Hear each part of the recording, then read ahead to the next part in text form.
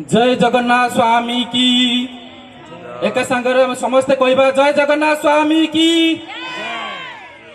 जय जगन्नाथ स्वामी नयन पथगामी भव तुमे आर्यभूमि देवभूमि वेदभूमि संस्कार भूमि संस्कृतिर भूमि त्यागर भूमि तितिक्षार भूमि बलिदान भूमि उत्साह उद्दीपनार भूमि संस्कार संस्कृति आर्य माटी तले रही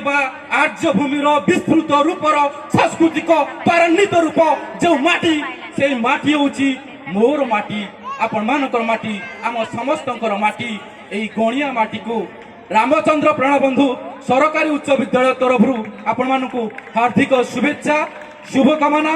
एवं सुशुभकामना। तेबे आज जो राम विद्यालय छात्र छात्री मान द्वारा जो क्षुद्र नाटकटी परिवेषण होगा जाऊँगी तेबे आपण मानकु ए नाटकर पृष्ठभूमि संपर्क में मु आपण मानकर साम्यक धारणा दबाकू चाहूँगी। तेबे मु आपण मानकु अतीतर इतिहासर से पृष्ठ भीतर को नहीं जीवाकू चाहे आपण मान को मन पकई दबाकू चाहे जिते 16 शताब्दीर कथा बोधहुए 1568 परवर्ती पर्यायर प्रसंग सेतेबेले ओडिशा धन धान्य सुना रूपा मंदिर मालिनीर अटूट परिवेशर प्रस्थान उद्दीपनार आउ एक मर्मन्तुद रूप थिला जेतेबेले समस्तंकर दृष्टि थिला लुंठनकारी मानकर दृष्टि थिला आम ओडिशार ए माटी उपरे। तेबे आम मन पकई देवाकू चाहिबी सेतेबेले बंगर नवाब थांती सुल्तान सुलेमान कररानी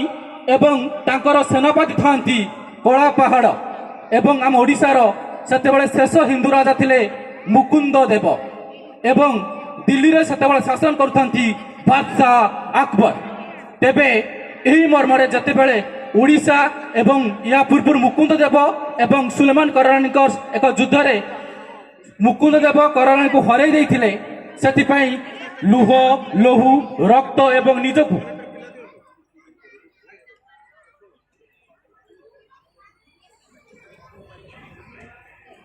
जो भाई माने गाड़ी रखिछन जेतेबेले बंगर सुल्तान थांती एवं ओडिशार मुकुंद देव थांती एवं दिल्ली रे अकबर थांती सेही समय रे ओडिशार राजा एवं आमर बंगर सुल्तान तांको सहित जेतेबेले गोटे थर हारि आइथिले बंगर सुल्तान सेतेबेले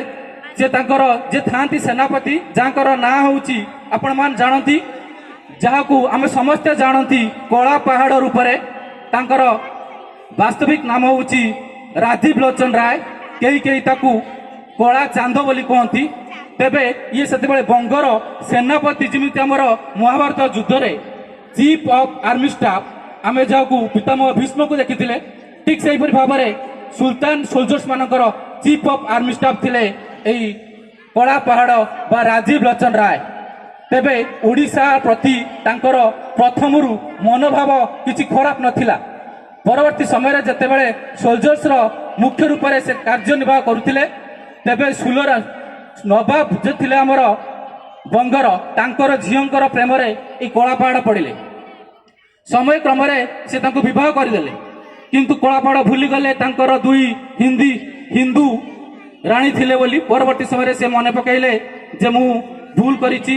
जने मुस्लिम संप्रदायर लोक विवाह करछि मु फेरी जाबाकू चाहे जे हिंदू संप्रदाय को से जेतेबेले हिंदू राज्य को फेरिया चाहिए सेतेबेले तांको मना कराई ना तुम फेरी पार नहीं जदि जीव गोटे कंडीशन अच्छी तुम्हें पुरी जीव पुरीर मुक्ति मंडप रे निजे भूल मागिब सेवायत मान को अनुरोध कर जदि सी परमिशन देले तेबे ताले तुम्हें हिंदू संप्रदाय को फेरी पार। परवर्ती समय से मुक्ति मंडप को आसीचंती किंतु सेवायत माने कठोर भाव में मना कर देइचंती एतिरे उत्क्षिप्त हो जाइछि कला पहाड़ ता रक्त भितरे नाही नथिबा दुर्दशा ता भितरे उत्फुल्लित होई उठिछि से भद्र शपथ नहीं ओडिशार मंदिर बाड़ू माटी मिसई देवाई से जितेबले आमर अकबर दिल्ली रे गोटे युद्ध रे व्यस्त थिले एवं सही समय सुल्तान चाहिए बंगर सुल्तान चाहिए ओडिशा को आक्रमण करने प्रथमे से आरंभ कले दक्षिण रु जार भाग नहीं जार मुख्य अंश नहीं बंगर सुल्तान एवं आमर ओडिशार जो उत्तर पट अच्छी केउझर एवं मयूरभंज से पाखे आक्रमण करने दायित्व नेले कलापाड़ केउझर मयूरभंज भद्रक दे आसी पहुंची गले कटक रे कटक रु धीरे धीरे तांकर लोलुप दृष्टि पड़े पुरी उपरे जगन्नाथ मंदिर रे आक्रमण करिवार एही संवाद जेतेबेले हमर सेवायत मानक पाखरे पहुंची गला सेतेबेले से भगवान श्री जगन्नाथ सुभद्रा एवं बलभद्र मां को सुभद्रा मां एवं बलभद्र को से पाताली कर देवा पाई हमर चिलिकार एक दीप जा हाथी पटा रूप में परिचित सेटाकू से नहीं पाताली कर देइचंती परवर्ती समय रे पाताली करबा अवस्था रे केही जणे धर्मवीर लोक एवं ओडिशार जो माने थांती विभीषण से भाया एक मंतव्य से देइचंती